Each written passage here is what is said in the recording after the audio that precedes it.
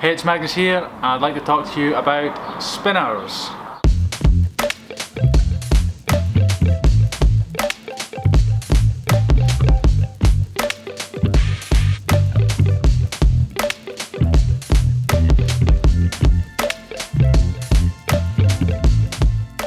Now, very quickly before I continue, I'm not going to review spinners or anything like this. I just want to discuss them just quickly, just want to discuss a few different spinners. Also, I am making my own spinner right now. It's in the prototype stages. I've been sharing a lot of that on my previous videos if you've been following me. I do have an email launch list that you can sign up to sort of be notified, you know, when it's launching and sort of get other sort of behind the scenes and, you know, and stuff before anyone else does. I will put that in the description below.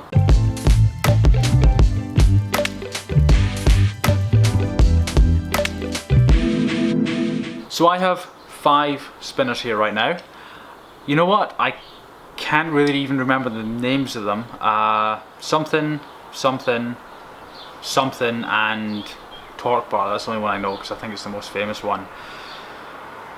The funny thing about spinners is I've realised, I mean, I may already be talking to you and you know exactly what I'm going to say, but I'm going to say it anyway because it's something that I just didn't know and I never really heard when I started sort of getting into spinners a few weeks ago, only a few weeks ago, but since then I've become completely obsessed with them.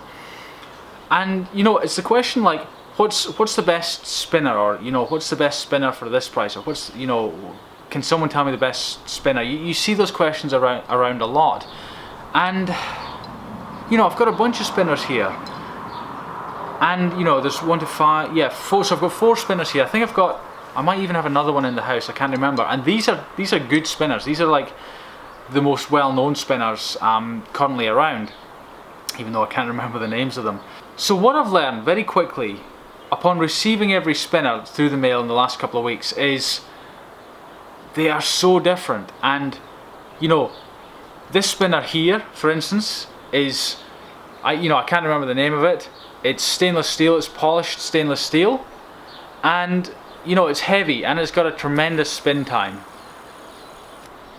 But for me it's not quite what I look for in a spinner, or what I've learned to look for. It's, you know, like it's just not for me. It's a little bit too heavy.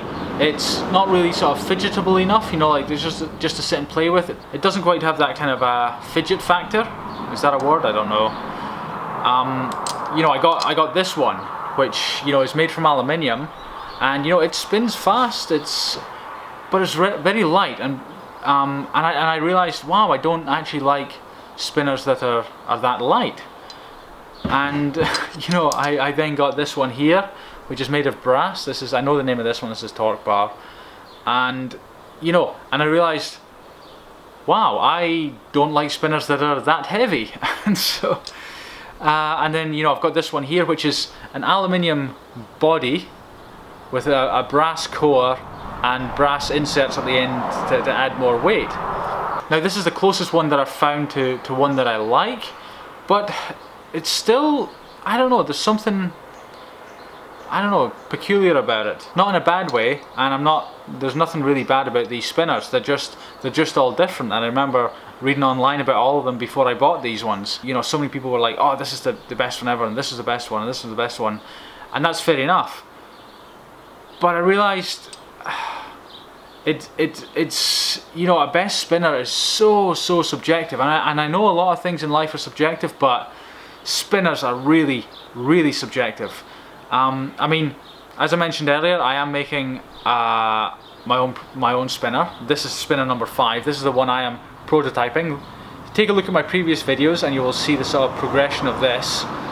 Now, you know, like, to me, so far, this is the best spinner I've used because, you know, naturally, I'm developing it. If there's something I don't like about it, if it's a little bit too big, a little bit too small, you know, if I can't get the right finger placement, if it's, you know, like if it's just starting to look ugly, you know, if the weight is not there. This is titanium, so you know, like that's a weight that's working really well for me. It's not too heavy like brass, it's not too light like aluminium, you know. And so I am making this to be like, with the aim of it to be the best spinner.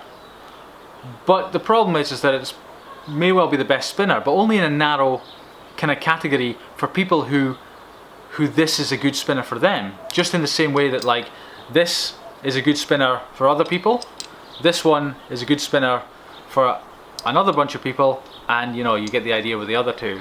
So yeah, I will freely admit this video was a bit of a wandering, meandering rant, but I just sort of had I just felt like there was like a revelation to me that spinners are so subjective. You know, like one other example, people talk about you know, having a silent bearing, just completely silent, and you know, but again, that's so subjective, because I've felt spinners like this one has it came with like just like such a silent bearing. Like you spin it, and if I'm not looking at it, I can hardly tell it's spinning, which is awesome. But also, I've had a spinner, not one of these, it was one I was prototyping earlier, like it was one of my own ones where I put this random bearing in, and I had like a sort of, you could hear it, you could sort of feel it vibrating slightly through your fingers, the bearing, and there was just something really nice about it. So yeah, I'm you know, I am completely obsessed with spinners. You know, I find them just, I don't know, there's something about them, and I think I find the subtleties quite amazing, and you know, and how subjective they can be.